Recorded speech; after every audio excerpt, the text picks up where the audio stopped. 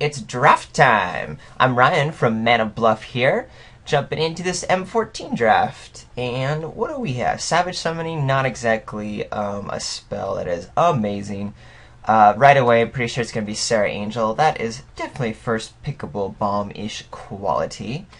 And then Battle Sliver is actually a pretty good sliver, and I kind of want to, at some point, force a sliver deck. I think it's a little too in the fun zone right now, because so many people enjoy it just for its flavor. And I'm not too sure I want to pick up a Battle Sliver just to get Sarah Angel going. Maybe, or over Sarah Angel instead of getting Sarah Angel. Yeah, pretty easy pick actually, because the rest of the pack's pretty not exciting. Bramble Crush does nothing, Plummet is fine, Divination is fine, Corpse Hauler, Capuchin Knight are fine. Random 2-drops, so Capuchin Knight's kind of expensive. Yep, Sarah Angel, boom! Yeah! Let's go lots of cool other things. These are not lots of cooler things. No strong white card. I'm not going to take Brave Elements or Capuchin Knight second. I'm eyeing Elvish Mystic and Phantom Warrior. I think Phantom Warrior is hands down better, but blue tends to be overdrafted at the moment. It kind of became like a very popular color very quickly. And Elvish Mystic I like only because in the green-white deck I think it's pretty cool, and I kind of like ramping in.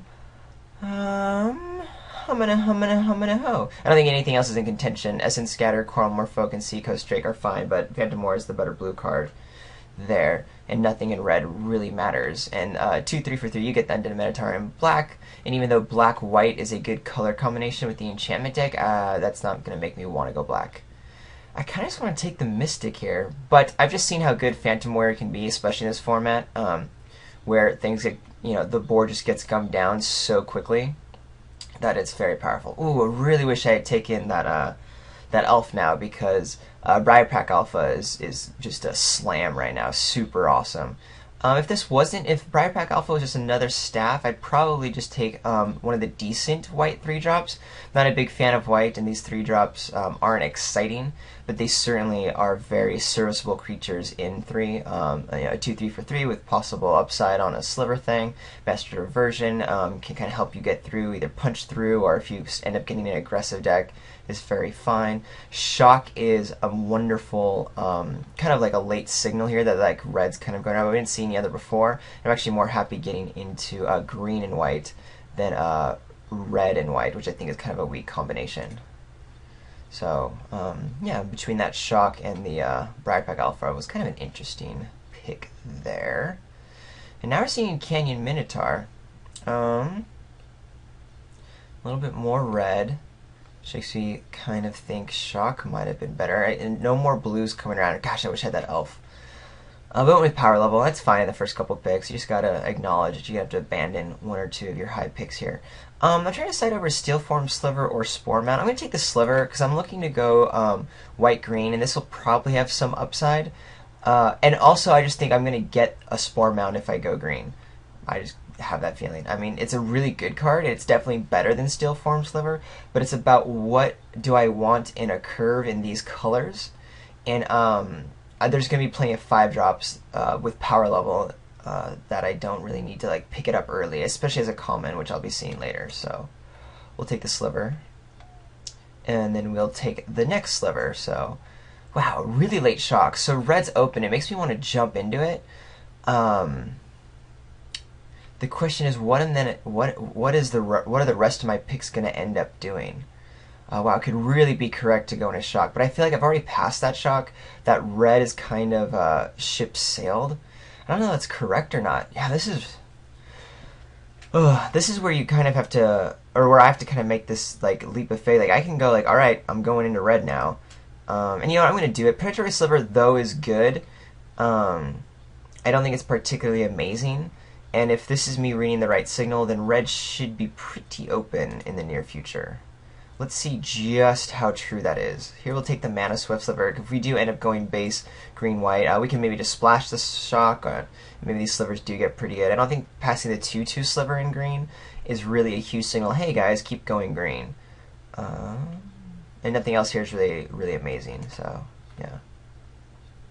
Current game plan is on. Now, the only thing I worry about this shock is that I passed that other shock kind of late, so we'll see if that affects anything in the draft. And there's also that Canyon Minotaur that was passed, so I was kind of signaling, hey guys, go red to the left of me, so a little worried. This could have been the Llanowar Elf, or whatever it's called, the green 1/1 that ramps you a green. And this could have been the 2/2 sliver in green. So just kind of something to be aware of. Let's see. Naturalize is fine for the sideboard, especially if I end up going into the green route, but I'm not even convinced that that's happening. Dragon Hatchling, if red is a thing, is playable, but I'm not excited for it. No matter what, none of these cards are great. I think Naturalize is the most powerful card. So I'll take it here, because I'd rather have a strong sideboard card than just a dinky 2-drop card. With all the enchantments that are running around, Naturalize, if you need a 23rd card, is actually main deckable in this format, despite the fact that it's normally just a sideboard card. Isn't that right, Big Wahuna? Yes, yes, yes. So Ranger's Guile or Lay of the Land. I think I'll take Lay of the Land here. Pillarfield Ox isn't what's making me want to be white. If anything, I might be abandoning white. Howlin' Night Pack it is just a 7-drop, and unless you're mono green, which I'm not going to be, is way too difficult. And yeah, so I'm not going to go into black for these colors, and cancel is cancel. It's 23rd. I think I'm going to get a Ranger's Guile is what I want. I think Lay of the Land is going to be good, especially if I'm considering splashing Shock or some other kind of card. I think I'm going to want to pick up this Lay of the Land early to help with that. And we already have a Mana Swift Sliver and Lay of the Land to kind of start basing ourselves in green and then seeing what else comes through. Alright, even though Plummet is a very good main deck card, there's always plenty of flyers to kill. You also kind of get it. I think Trollhide's going to be a little bit more impactful in a deck that I'm putting together. And again, Capuchin Knight as a white card just isn't really something that I wanted to do to like fill up my white. I want to stay main green and kind of see where I go. If more big white comes down, like Pacifism in Pack 2 or something, then I'll start prioritizing some more white cards.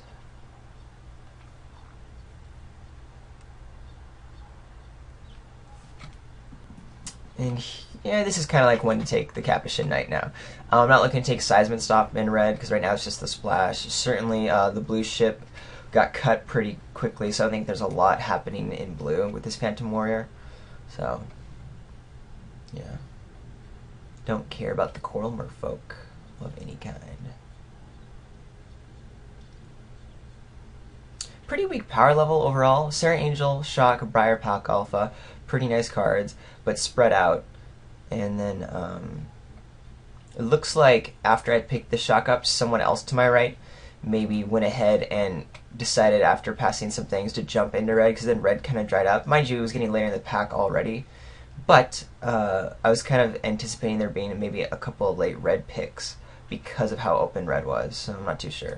Here we'll take another sliver. That does kind of put us at, in first pack, 3 slivers makes this green-white sliver thing a little bit more interesting to me. I'll take a wild guess. No, I'll take Duress. I think Duress is a little bit better in the format. And we'll let everyone fight over Fog. Yeah, because I mean 2 Steel Form slivers, and then the Mana Waft Sliver are nice early slivers, and we can kind of round out with again the 2/2s and then kind of the big slivers. It's just really, if you're playing slivers, you want to be in the red-green build. But this is more just decent cards with some upside synergy versus anything major. What do we have here? Banisher Priest, really nice. And then nothing really major in green or red to really move more into red. So I'm just going to happily take up Banisher Priest, which will really solidify us into white, considering, though Capuchin Knight's not amazing, and Mass Silvers, they're just 2/3s, basically. They're solid cards, that's definitely just like decent playables. The Into the Wild is not an enchantment I want to play. This Chanter will probably come back. When you're in white, you always get 3 of these. I would like it if the Sentinel returned, or the Giant Growth. That's not going to happen because the first green player is going to pick up Giant Growth easily. But I'm happy with the Banisher Priest, actually. exactly the kind of card that I kind of need to start solidifying into.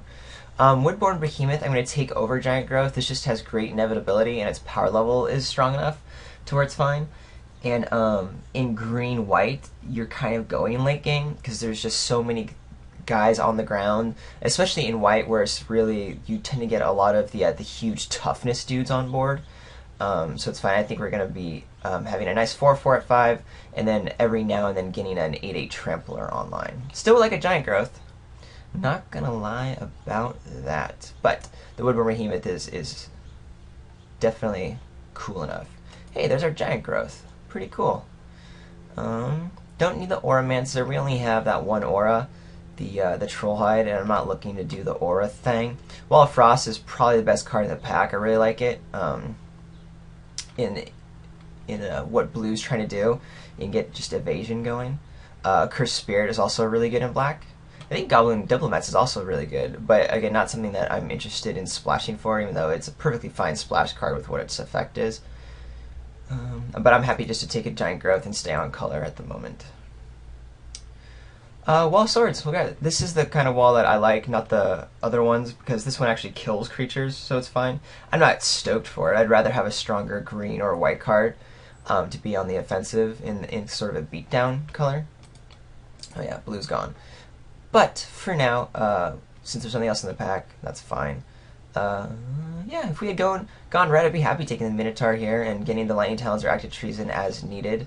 Tidebender Mage is going to kind of hurt against us, but that's fine. But I think I'm okay with where we're at.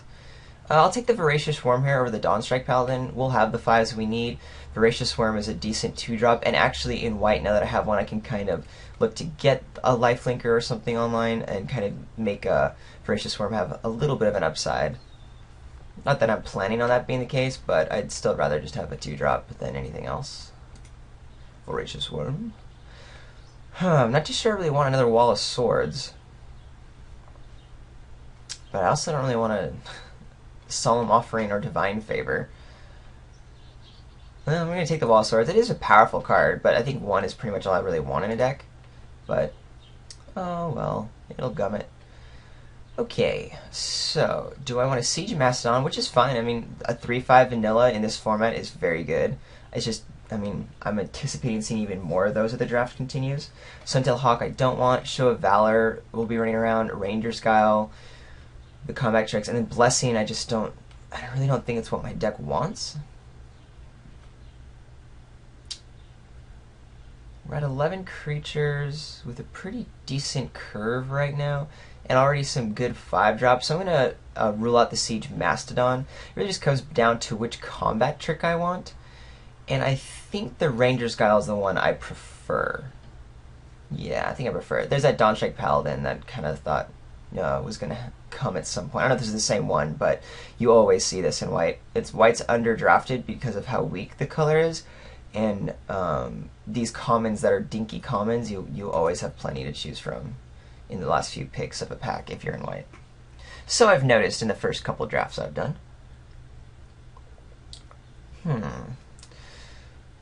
Kind of am thinking about Shimmering Grotto because it helps with this shock. But since I'm playing Leyland and Mana Swap Sliver, I don't really think I need to care about that. But again, Show of Valor, I can just pick up any time. So, and I already have 2 combat tricks, and there's probably going to be more in green and white flowing in the next pack. So I'll take the Shimmering Guardian now. Not really looking to play it, but I just want it as this being one of the options as I get into deck building a little bit later. And yeah, see, here's that Show of Valor right now. I'm not going to cut Dark Favor or Minotaur Abomination because I do kind of want a Show of Valor. If my deck ends up not getting a bunch of sweet playables in the next pack, which I'm not anticipating it having. Green is clearly overdrafted. I got a couple of decent cards with Briarpack Alpha and the Behemoth, but nothing amazing in green. So I'm kind of in a color that I'm not stoked to be on, which is base white. Ugh. We'll cut Cancel. The most playable of those cards. Considered taking the land, but oh well. So what I really need is to look for, well, of course, pacifism. Always want pacifism. But really look to up the power level of my creatures. Right now, I'm looking at some pretty dinky 2-drops, which is pretty much how the format goes anyway. There's really no strong 2-drops besides the green 3/3 beast. What is that? Colonian Tusker, I think is what it's called. I'm not entirely sure. But I really, the 4-drop slot is so pivotal in this format. Like, all the 4s are just insane. And I only have one insane 4-drop, and then the wall of swords are fine, but they're exactly not awesome. If I were to describe wall of swords, I would say you are not awesome. And next booster, open another Sir Angel, or another Pacifism, or Colonian Tusker. Open good. Oh wait, I still have 3 picks. Gosh, I was here waiting for a pack to be open. Hey, Solemn Offering for the sideboard. Could be relevant. I prefer Naturalize, but hey, could be relevant. I'm gonna hide Naturalize. Gonna start cutting down some of these guys. We have all the tricks we'd want of the mediocre variety, being Ranger's Guile and Show of Valor. Now I just want either better tricks like Giant Growth, or again, this power level of creatures. Yeah, in the 2s and 3s. Let's go. Let's make dreams come true. Now we're opening a pack, right? The pack's being opened? So that's what's happening? Now I can start praying for pacifisms, Sir Angels, and Colonian Tuskers? Yes. Well, those weren't entirely what I was looking for. I could grab another sliver here, considering I already have 3. It's kind of works well, but you want these slivers in order to ramp you into items such as the Rumbling Baloth, which is really what my deck needs. Like I said, I needed to shore up that 4-drop slot. So, kind of I'm passing this. Shiv's Embrace also, by the way, really strong red card. Since we're splashing red, I can't play Shiv's Embrace. It's not going to be that amazing. Probably the only thing I can hope to table is Master Diversion, because white's not really around. I'll probably see this Angelic Wall. Sadly, I don't think there's going to be any pick out of this late, so I'm planning on having no picks there. Ooh, another Banisher Priest is actually pretty good as a nice removal creature. This entire pack's pretty good for me. The Predatory Sliver I'd be happy to have. Hunt the Weak, my deck actually wants. And then another Woodborn Behemoth would be fine, though I kind of have one. I'm not really stoked on it, don't need it. And then Air Servant and Nephalia Sea Kite, by the way, really great cards. But I'm just happy with the double Banisher Priest I have now. Ooh, here's a pick. So Charging Griffin, Spore Mound, Mana Swap Sliver, Ground Shaker Sliver. That one's kind of out of the contention. Griffin Sentinel. A lot of great cards for this deck. So what am I really needing here? I'm kind of thinking about getting the Sliver, because that'll just really guarantee ramping into 3 of my 5-drops.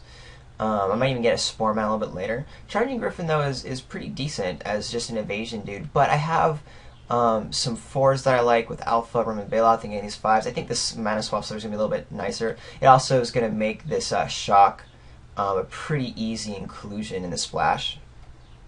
Yeah, I think I like that. Even though it's a 2-mana ramper and fixer, I think it's going to be relevant enough that I like it. And it might even regularly be a 1/2, right? And that's good. Definitely don't need another Wall of Swords. Would love Giant Growth, but I already have that in a couple of tricks to replace it. I think Hunt the Weak is kind of what I need here. I have a couple of creatures that could hopefully be able to use Hunt the Weak in terms of pumping it and like trading with something else. I'm even considering that Hunt the Weak might just be used on Wall of Swords. You make it even bigger and kill something of 4 power and toughness. And that's what my deck needs right now. Anyway, I didn't get any pacifisms despite being in white. I have the 2 Banisher Priests for removal, but that's pretty much it. And then it's the Splash Shock. So I'm going to prioritize Hunt the Weak versus a random Pillar Philodox and another Giant Growth. Do like Giant Growths, though. Hey, there's a Giant Growth. I think we're going to take up the second Shock, though, because we have 2 Mana Swap Slivers. I was saying Mana Swapped. Mana Weft Slivers. And a Giant Growth already. Shock is that much better, I think. I don't really need more creatures in the Master of Diversion. Yeah, we're going to splash both the Shocks here. I think we'll take the Griffin now.